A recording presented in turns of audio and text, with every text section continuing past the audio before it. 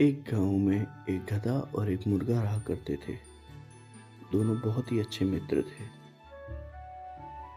गधा मूर्ख और घमंडी था। वह हर चीज पर बिना वजह का घमंड किया करता था, जबकि मुर्गा बहुत ही समझदार, बुद्धिमान था और बहुत मददगार भी था। वह गधे को हमेशा समझाता रहता था, मगर गधा अपने ही मन की किया करता था। मुर्गा हमेशा गधे के भले के बारे में सोचता था और हमेशा उसको बचाने का प्रयत्न किया करता था। देखो दोस्त, जब भी तुम पे कोई मुसीबत आएगी, मैं आवाज़ देके तुम्हें सावधान करूंगा। तुम वहां से हट जाना और मुसीबत टल जाएगी। अरे दोस्त, मैं बहुत ताकतवर हूँ। मैं अपनी सुरक्षा खुद कर सकता हूँ। तुम छोटे जीव हो, तुम अपनी चिंता किया करो। मेरी चिंता छोड़ो, तुम अपने ऊपर ध्यान दिया करो। मैं बहुत सक्षम हूँ। मैं हर चीज़ से खुद ही निपट सकता हूँ। दोस्त, तुम अपने ऊपर इतना घमंड मत किया करो। घमंड करना अच्छी बात नहीं है। मेरा काम तुमको बस समझाना था और समझा दिया। कहते हैं, दुर्घटना से बचकर रहना और मानो समझदार का कहना। एक दिन गधा मिट्टी में लोट-पोट कर रहा था खेत के पास। तभी अचानक वह हरे खेत देखता है। उसका चरने का मन करता है और वो खेतों की तरफ चल देता है। थोड़ा आगे चलने के बाद उसे एक मोटा तगड़ा सांड दिखता है, जो कि वहाँ पहले से ही चल रहा था। उसे देखकर गुस्से में गधा बहुत जोर जोर से उस पर चिल्लाने लगता है। दूसरी ओर सांड भी गधे को बहुत ही ज्यादा गुस्से से देखता है। इससे दोनों ही बहुत ज्यादा गुस्से में हो जाते हैं। उसी समय मुर्गा भी वहां आ जाता है। गधा गुस्से में सांड से बोलता है, क्या देख रहा है बे, उठा के पटक दूंगा। तभी सांड को बहुत गुस्सा आता है और मुर्गा उसे साइड में ले जाकर समझाता है कि नंदी महाराज, गधे के बदन में खुजली की बीमारी है, तभी उसको पूरे बदन में मिट्टी लगी हुई है। अगर आप उसको टच करोगे तो आपको भी लग जाएगी बीमारी। ये इतना सुनकर सांड वहां से भाग जाता है। देख लिया मुर्गा भाई, सांड मुझसे डर गया। अच्छा हुआ चला गया, वरना आज उसकी बहुत ज्यादा पिटाई होती। देखो दोस्त, आबैल मुझे मान नहीं करना चाहिए। कभी कभी मुसीबत उल्टी भी पड़ जाती है। मैं किसी से नहीं डरता मुर्गा भाई। मुर्गा सोचने लगा कि अब इसको समझाना व्यर्थ है। घमंड का पर्दा इसकी आंखों पर बहुत ज्यादा पड़ चुका है। एक दिन गधा नदी के पास चल रहा होता है। दूसरी तरफ से बाघ आ रहा होता है। गधा उसे नहीं देख पाता, मगर ऊंचे स्थान पर बैठने की वजह से मुर्गा उसे देख लेता है। बाघ अपने शिकार के चक्कर में जंगल से गांव की तरफ आ रहा था, ताकि वह शिकार करके अपने लिए कुछ खाना जुटा सके।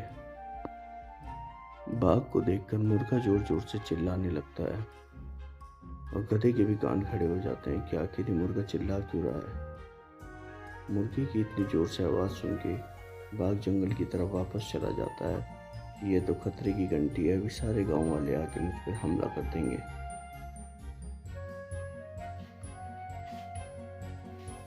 तभी गधे का ध्यान शेर की तरफ जाता है और वह सोचता है कि उसे देखकर शेर भाग रहा है। तो वह कहता है, अभी रुक जाओ, इस शेर को मजा चखा कर मैं आता हूँ। वह शेर का पीछा करने लगता है और जंगल की तरफ जाने लगता है। थोड़ा आगे चलने के बाद वह देखता है कि शेर एक जगह से निकलता है और उसके ऊपर हमला कर देता है और गधे को मार देता है। गधे की घमंड की वजह से मृत्यु हो जाती है।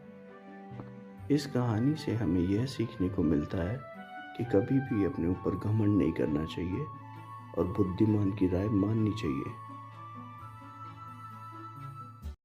बहुत समय पहले की बात है। एक जंगल में एक तोता माँ अपने दो बच्चों के साथ रहा करती थी।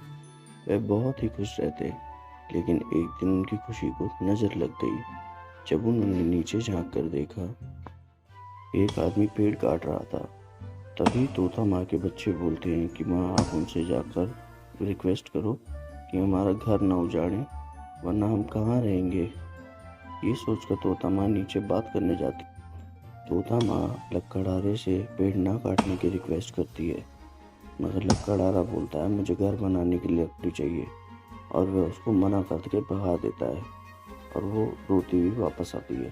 तोता माँ के बच्चे छोटे होने के कारण ज़्यादा नहीं उड़ सकते थे, इसलिए वह उन्हें छोड़कर नए घर की तलाश में जाती है। तभी वह एक बड़े फलदार पेड़ के पास रुकती है और उनसे पूछती है, क्या मैं आपके यहाँ घोंसला बना सकती हूँ? तो फलदार पेड़ तोते को मना कर देता है और वह उदास मन लेके आगे की तरफ बढ़ जाती है। और बड़ा पेड़ कहता है कि आगे एक छोटा पेड़ होगा, जाकर उस पर घोंसला बना लो। यह सुनकर बहुत ही अचंभव में होती है तोता माँ। आगे चलने पर तोता माँ को एक पेड़ दिखाई देता है। वह उस पेड़ से जाके पूछती है, पेड़ भाई क्या मैं आपके ऊपर घोंसला बना सकती हूँ अपने बच्चों के साथ? तो पेड़ कहता है, बिल्कुल, छोटे बच्चों की मधुर आवाज़ सुनने में मज़ा आएगा मुझे।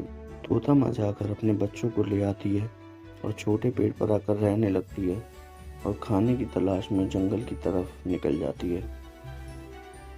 कुछ समय बाद जब तोता माँ वापस लौट रही होती तो जंगल किनारे शहर के पास से अपने बच्चों के लिए एक रोटी लेकर आती है। उसे देखकर बच्चे बहुत ही ज़्यादा खुश होते हैं कि वाह, आज तो माँ हमारे लिए रोटी लाई है। कुछ समय बाद जब तोता माँ फलदार पेड़ के पास से निकल रही थी तो फलदार पेड़ तोता माँ को बुलाता है और कहता है, लो तोता माँ, अपने बच्चों के लिए मीठे मीठे फल ले जाओ। और सही चल रहा है ना सब? खुश हो ना दूसरे पेड़ पर? इन सब का जवाब देके तोता माँ फल लेकर आश्चर्य के साथ अपने बच्चों की तरफ उड़ जाती है। फल लेकर जब तोता माँ अपने बच्चों के पास पहुँचती है और ये बताती है कि ये फल बड़े फलदार पेड़ ने दिया है, तो उसके बच्चे चौंक कर बोलते हैं, क्या बात है, घर नहीं देते रहने को मगर मीठे फल खिला देते हैं। तोता माँ कहती है कि उन्होंने हमें रहने नहीं दिया, इसके पीछे भी कोई बड़ी वजह होगी। एक दिन तोता माँ जंगल में घूम रही होती है, तभी बड़ी जोर से आंधी चलने लगती है। फलदार पेड़ उसे आवाज़ देता है तो देखती है कि फलदार पेड़ गिर रहा होता है। तभी तोता माँ बोलती है, अरे अब गिर कैसे रहे हैं? तब फलदार पेड़ बताता है, मेरी जड़ें बहुत कमज़ोर है, इसलिए मैंने तुम्हें घोंसला नहीं बनाने दिया था। मैं नहीं चाहता था कि तुम मेरे पेड़ पे अपने बच्चों के साथ सुरक्षित रहो। ये सब सुनकर तोता माँ की आंखें भर आती है और वह अपने बच्चों की तरफ उनको बचाने के लिए चल। शेर और बारहसिंगा। बहुत समय पहले की बात है। एक जंगल में एक बारहसिंगा रहा करता था। उसके सींग बहुत ही सुंदर थे। उसे अपने सींगों पर बहुत ज़्यादा घमंड था। जब भी वह नदी के शांत जल में पानी पीने जाता, वह अपने सींगों को देखकर उसे बहुत घमंड होता। वहीं अपने पैरों को देखकर बहुत शर्म आती उसे कि कितने पतले और गंदे पैर हैं। तभी उसने देखा कि एक शेर आ रहा था। शेर की आहट पाकर बारहसिंगा वहां से अपनी जान बचाकर भागता है और शेर उसके पीछे पीछे आ रहा होता है। काफी आगे भागने के बाद बारहसिंगा अपने पैरों की वजह से अपनी जान बचा लेता है और एक जगह जाकर शांति से खड़ा होता है। तभी जब वह शांति से खड़ा हुआ सांसें ले रहा था तो वह देखता है कि उसके सींग एक पेड़ में फंस जाते हैं और वो निकल नहीं पाता और शेर उसके करीब आ रहा था। धीरे धीरे शेर उसके और करीब आता है और शेर उस पर हमला करके उसको मार देता है। मरते समय बारहसिंगा अपने पैरों के बारे में सोचता है और बोलता है, मैं व्यर्थ ही अपने पैरों को गालियाँ दिया करता था, इनकी वजह से मेरी जान बची, मगर सींगों की वजह से मैं फंस गया और शेर ने मेरा शिकार कर लिया। हमें ये सीखने को मिलता है कि किसी भी चीज़ का महत्व उसकी सुंदरता में नहीं, उसके गुणों में होता है।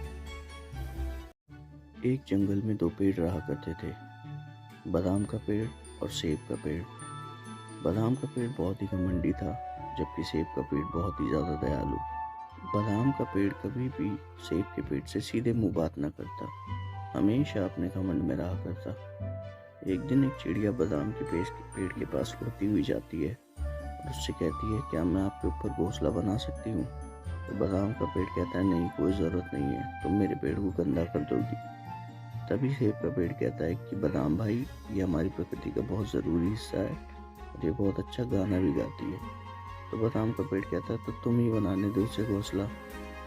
तो उसके बाद सेब के पेड़ पर चिड़िया घोंसला बनाकर अच्छे से रहने लगती है। कुछ समय बाद रानी मधुमक्खी जंगल में आती है। वह बादाम के पेड़ को देखती है और जाकर बादाम के पेड़ से पूछती है क्या हम आपके ऊपर छत्ता बना सकते हैं? तो बादाम का पेड़ कहता है, नहीं नहीं, कोई ज़रूरत नहीं है। सारा दिन तुम मिनमिनाती रहोगी और अपने चिपचिपी चीज़ों से मेरे पेड़ को भी ख़राब कर दोगी। तभी सेब का पेड़ बादाम के पेड़ से कहता है कि बादाम भाई, ये भी हमारी प्रकृति का बहुत ज़रूरी हिस्सा है।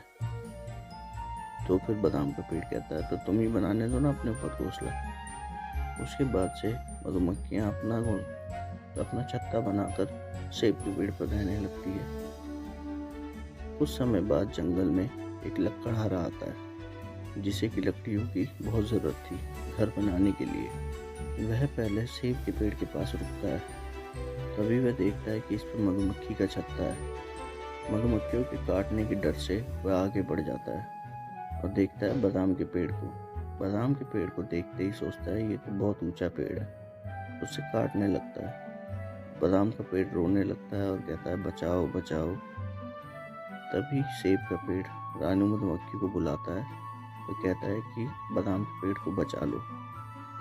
सेब के पेड़ का कहना मानकर रानी मधुमक्खी उसको बचाने जाती है और सारी मधुमक्खियों को बुलाकर लकड़हारे को भगा देती है। और सेब के पेड़ की उदारता की वजह से बादाम का पेड़ बच जाता है और उसको अपना सबक मिल जाता है। और बादाम का पेड़ सभी जानवरों से माफ़ी मांगता है और सबको अपने ऊपर रहने देता है और हंसी खुशी सब रहने लगते हैं।